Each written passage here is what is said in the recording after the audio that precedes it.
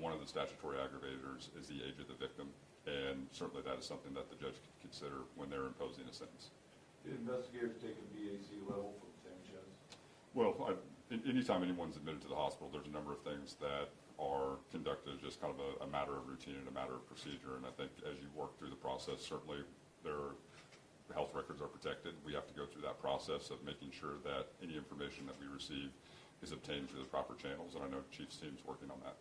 Do we know if investigators have had a chance to talk to any of Sanchez's associates to piece together what his Friday night was like before this happened? I can't answer exactly what step in the process the investigators are at, but as the prosecutor mentioned, just because charges are filed doesn't mean the case or the investigation stops. So the investigators will be looking into all those things, and I think the medical records are going to be extremely important for both individuals to help the prosecutor make an important or a charging decision to see if there's some other way to another charge that needs to be added, but also to see if there was some sort of altered state of mind of the individuals involved in this incident.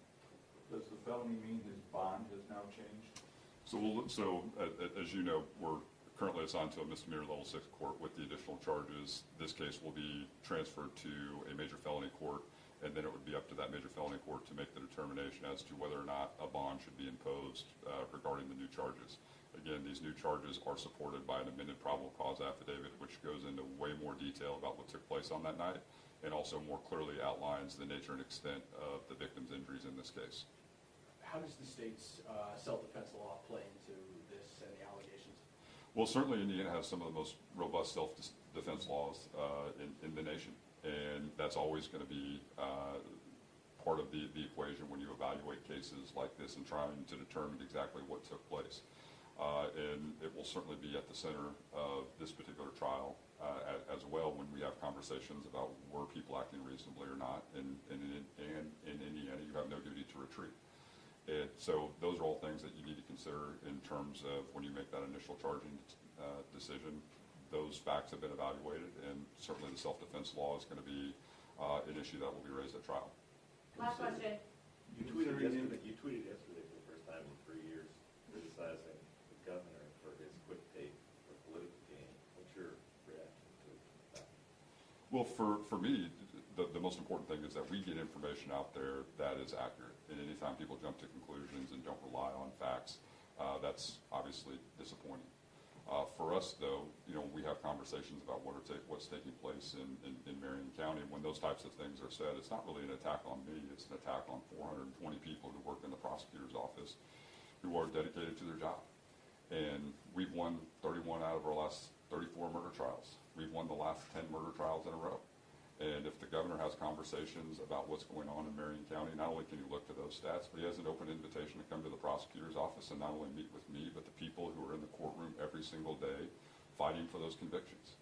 We don't get those records and we don't get those results without Chief Bailey's help, without the community's help. And so if the governor thinks that he can add to that conversation, if he says, hey, there's additional things that can be done to help, we always want to have that conversation.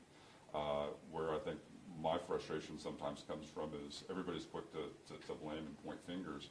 We need substantive responses that actually address the challenges that we're facing and give everybody the tools and resources that they need to be successful.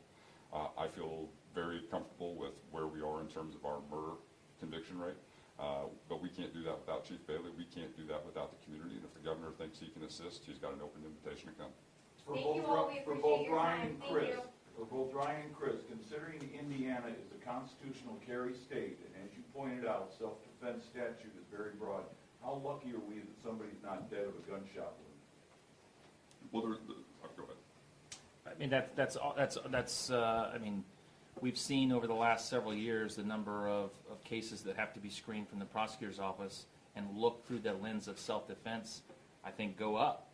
And that's because a lot more people are armed and protecting, which is the right that they have. But when conflicts, which I've said repeatedly, continue to drive violence in our community, simple conflicts over things like parking spots, and the list goes on that we've seen over the last several years, these tragic cases that turn violent because someone has a weapon of any sort. But we're lucky that no one's dead right now as a result of this incident that involved a knife. But certainly More people have guns, and we have to be mindful of that as we start and deal with conflict in our community.